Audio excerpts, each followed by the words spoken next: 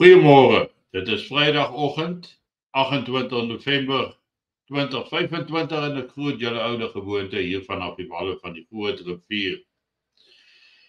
Ja, dit is alweer Vrydag en Maandag is alreeds die 1 Desember. Hierdie jaar is oor en verby. En soos wat hierdie jaar geloop het, het ons verskeie goed sien uitspeel. En hierdie jaar sal seker bekend staan as die jaar van internasionale ontblotings ten opsigte van hoe die blanke minderheid in Suid-Afrika gemarginaliseer is en word. Tog weet ons dat korrupsie, diefstal, nepotisme en al daardie dinge besig is om hierdie land totaal na sy ondergang te lei.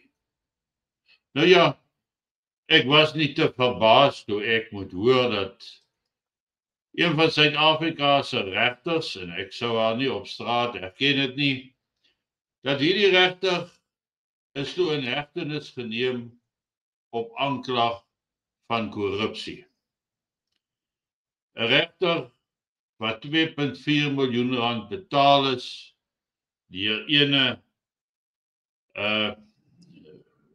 kan nou nie die ou se van onthou nie, maar sy het 2,4 miljoen rand betaal, hierdie regter Portia Palane, die regter wat omkoopgeld ontvang het om dan 'n saak positief of ten gunste van die verweerder te laat verloop. En dit spruit uit 'n siviele saak wat besig is om aan die gang te wees, nou al ook oor 'n jaar of 2, 3. Maar dit wys vir ons dat self die justisie loop deur onder korrupsie. So as jy baie en genoeg geld het, dan kan jy eintlik jou onskuld koop. Dis wat besig is om te gebeur en ek glo diep binne in my dat dit waarskynlik nie die enigste regter is in Suid-Afrika wat tans haarself hieraan skuldig maak nie. Daar's waarskynlik nog sulke insidente en wie weet, dalk sien ons nog baie daarvan na vore kom. Ek lees ook deur die kommentare van die mense na aanleiding van die afgelope week se plasings. Hoe die een persoon sê hy stem nie met my saam dat die massas, die meerderheid swart massa van al die wit mense ontslaa wil raak nie. Nou, ek het dit ook nie gesê nie. Wat ek wel gesê het, as die massas ontevrede raak as gevolg van hoe die regering hulle behandel en daar kom hongersnood, armoede en alles wat daarmee saamgaan, dan gaan die massas in opstand kom teen mekaar, teen ander, teen die regering, maar ons sal die prooi word en dan gaan dit nie meer rondom al die massas wat 'n ding wil doen nie. Dit gaan rondom dit wat gaan uitspeel op die grond. Daar's ook 'n persoon wat sê ek het nie rassekennis nie, maar hy vergeet dat ek op 'n plaas groot geword het, met hulle groot geword het, dat ek in die weermag saam met hulle beklei het, met hulle gewerk het, dat ek in die Kongo en in Angola met hulle gewerk het, wat vir my 'n redelike breë kennis gee. In my boubedryfjare het ek groot spanne swart werkers gehad. Ek weet hoe hulle dink, ek weet hoe hulle redeneer, ek weet wat hulle benadering is, maar ek weet ook dat dieselfde een wat nou jou beste maat is, of so voorgee, baie vinnig in 'n geweldenaar kan ontaard, want dis hulle geaardheid, dis hoe hulle is, En dis hoe hulle optree. En dis juist daar waar die gevaar vir ons mense lê. Ons liberale komponent van die bevolking, daai liberale gedeelte, het nooit met hulle gewerk nie. Hulle het hulle eers ervaar later op hoërskool en universiteite en op hulle werksvlakke. Maar hulle het nooit op grondvlak met hulle gewerk nie. Ek dink dis hoekom boere baie goed verstaan hoe hulle dink en hoe hulle doen.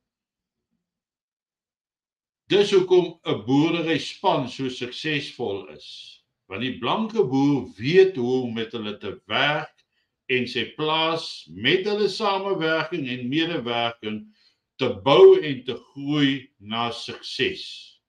Maar dit is sy leierskap wat die deurslaggewende rol speel in hoe goed of hoe sleg sy werkmense dan presteer. Nou ons moet onthou dat ons in Suid-Afrika 'n baie klein getal mense is en ons kan maar aanspraak maak op die feit dat ons voorvaders al vir honderde jare in Suid-Afrika is. Ons kan enige argument op die tafel sit, ons kan enige stuk geskiedenis op die tafel sit, dit gaan nie verander hoe hulle gaan optree die dag as dinge in Suid-Afrika skeefloop nie. Niemand het gesê dat die swart mense gaan in opstand kom teen die wit mense. Nee. Ons het nog altyd gesê ons moet onsself kan beskerm in daardie omstandighede, want ons gaan die prooi raak. Omdat daar altyd na ons verwys word as die skuldiges. Blamering van apartheid, kolonialisme, die persepsie dat hy altyd het. En onthou, daar's baie mense wat vir watertenke opsit buite hulle huise, sigbaar van die pad af. En die persepsie bestaan dat jy altyd voorbereid en reg is en dat jy altyd ekstra kos in jou huis het, dat jy altyd ekstra geld daar het en dat daai watertank vol is. Wanneer daar nie meer water en kos en krag is nie, gaan hulle kom vir daar waar hulle 'n watertank sien staan. Ons moet onthou dat al wil ons nie deel wees hiervan nie, al wil ons niks weet daarvan nie, al is daar ouens wat glo in hierdie reënboognasie, glo hulle nie daaraan nie. So dit help nie individue sê, maar ons moet almal saam opbou nie. Dit wys my net dat jy 'n liberale karakter is wat nie kan verstaan waarheen ons op koers sit nie en dat ongeag wat jy doen, wat jy in hulle insit, hoeveel geld jy skenk nie, wanneer daar moeilikheid kom, gaan jy die teiken word. Histories is dit ook bewys dan so, dat plase, ek praat nou van in die destydse Kongo, Kenia, Noord-Rhodesië, Angola, Mosambiek, was daai blankes heel eerste deur die wat aan hulle bekend was, aangeval. Want daar is vir hulle gesê wie en wat moet deurloop in die proses.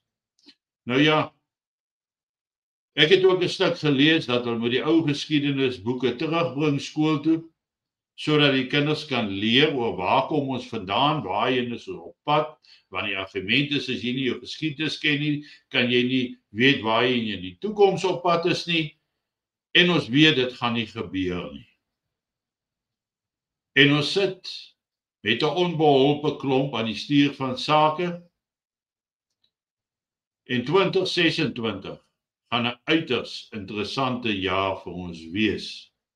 Want baie van die goed wat hierdie jaar gemanifesteer het, gaan teen volgende jaar aan die bas gevoel word en erger ervaar word tot die oomblik waar die regering nie meer die massas kan mislei met T-shirts, witbrode en daardie tipe van dinge nie.